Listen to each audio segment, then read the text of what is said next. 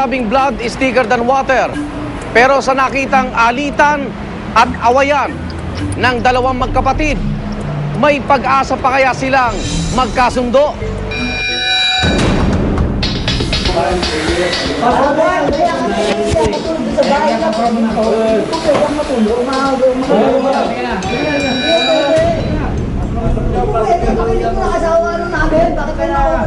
Makapagpahinga ka na, ang ingay mo kasi. Mag-aayos tayo eh. Makapag-aayos tayo eh. Ay, mga superman, bakit gano'n? Kaya nga eh, ang dal ka mo eh. Ba't ako ikukulong? Makapagpahinga. Sige, sutukin niyo po ako. Hindi ko pwede ako makulong. Sinaktan mo, hindi ka pwede. Bakit sinaktan din naman ako ng mga asawa niya ako? Hindi ko pwede na. Kumausap mo na ka tayo, hindi pwede ako makulong. Ba't ako makukulong? Kasi kami sila. Hindi, pinapo niyo ako. Tignan ko, tignan ko natin tayo. Oo, Kargada yun po. huwag ka na kumatilo. Wala po akong kargada. Sasabi ko lang po sa inyo. Kargada yun po. Hindi ko pwede ako makulong. Hindi ko pwede. Hindi pwede. Kasi, takot na nga mo eh. Hindi ako pwede makulong. Kaya nga yung Bakit ako? Bata! Bakit ako bata? Bata! Wala akong kasalanan! Ayaw mo nga, tayo. Pasisirain kami! Pasisirain kami! Wala na!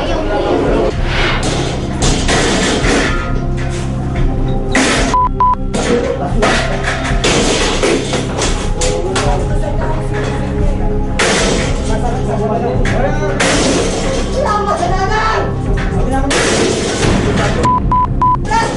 Huwag ako nakawala rito! Pasensya tayo! Kaya hindi ko na po yan hindi ko na po yan talaga hindi ko na po talaga yan pakakawalan. Yung banta na lang niya muna yan, ganyan na. Masamantala po namin siyang kinulong dahil sa nagwawala pa rin po siya, ayaw po magpaawat at langaw pa siya sa alak hanggang sa ikinulong po namin siya sa loob, nalalabang pa rin po siya.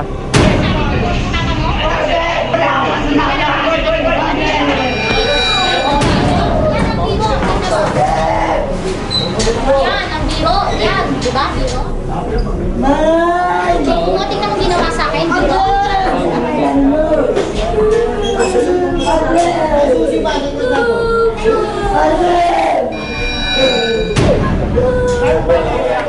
O sinaktan na rin niya ako noon, hindi na ho ako nagreklamo. Nung mga pangalawa na hindi naman niya ho ako nasaktan noon, pero nanugod siya dun sa loob ng bahay namin. Yun, nireklamo ko na siya, napakulong ho din namin siya dito sa barangay.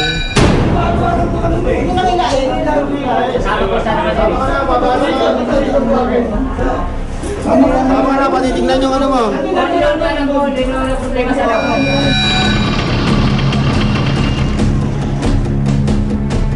Dinala po namin siya sa Jose Reyes Medical Center upang ipamedical po siya. Kasama po ang complainant na ipamedical. Ang resulta po ng medical, siyam na araw na gamutan lang po. At yung tama ng complainant ay may bukol po. At yung respondent ay gas-gas po. Katapos po ng medical,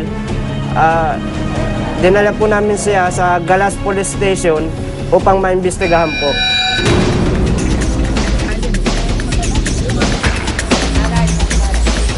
Bukod sa magkapatid kayo, magkatubo kayo, yung mga medical natin, kaysa na diet day. Pero sabihin mo, naging barangay, wala duman tayo sa proseso. Yung kaso niya, aniyak kasi magkapatid sila, tapos slight physical injury yan. Kailangan talaga dadaan mo sa lupon yan. Yan ang proseso ng batas natin eh. Bago maisampayan sa piskalya, kailangan meron munang sertifikasyon ng lupon na dumaan sa kanila. Hindi ka naman makukulong.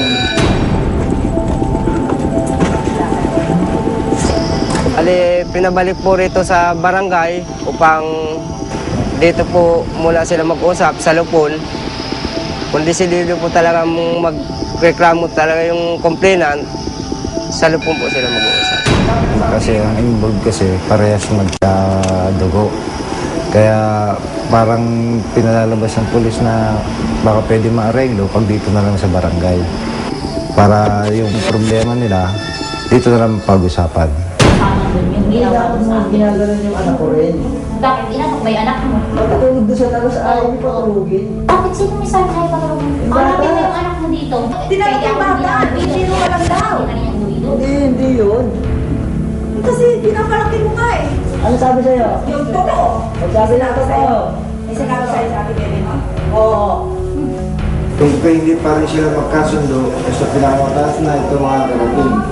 Kaya pasamantala, parang na silang pauwi at sila kapwa mga kulit sa barangay, hindi na sila mag-aaway dahil ang kanilang usapin pag-uusapan sa lupon.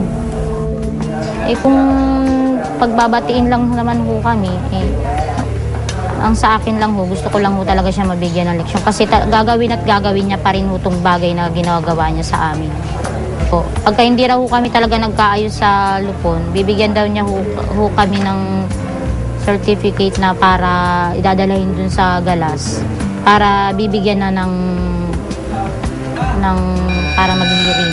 Kaya ka naman, hindi na kailangan magreklamo. Ang nilang gusto nila, dadalhin pa nila sa lupon yung nila. Kung magrereklamo sila, di may reklamo na rin ako. Hindi ko lang siya mapakulong. Dahil siyempre naawa rin ako. Siguro pangit man pakinggan, kulong siya. Para matahim kami. Siguro paglabas natin, titino na siya. Mababantayan ko po yan. Ang susi ng langit na sa akin Kaya nagpalaya sa akin yan. Swapang yan minumura pa ako. Kaya, hindi kasi, yun nga, Maniwala ka dyan.